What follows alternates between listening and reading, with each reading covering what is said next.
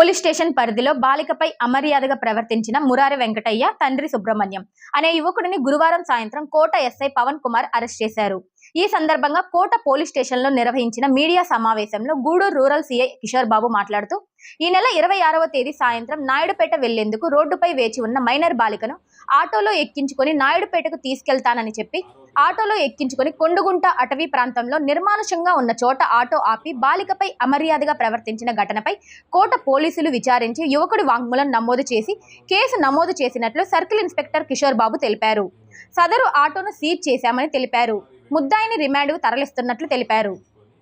కోట మీదుగా వస్తూ గోడలి పాలకేంద్రం దగ్గరికి అటెండ్ అయ్యి అక్కడి నుంచి నేను దింపుతానని చెప్పేసి తీసుకువెళ్తూ కొండుగుంట రోడ్లో నిర్మానుష్యంగా ఉన్న ప్రాంతంలో ఆమె పట్ల అమర్యాదగా ప్రవర్తించడం జరిగింది. దానిపైన కేసు నమోదు చేసి విచారించడం జరిగింది.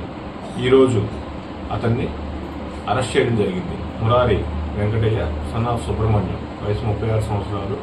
ఇతన్ని అరెస్ట్ చేసి అతని దగ్గర నుంచి వాంగ్మూలం నమోదు చేసి అతను ఏదైతే ఆటోలో పాపను ఎక్కించుకొని తీసుకొని వచ్చాడో ఆ ఆటోను కూడా సీజ్ చేయడం జరిగింది. ఇతని రిమాండ్ నిమిత్తం కోర్టుకు పంపిస్తారు.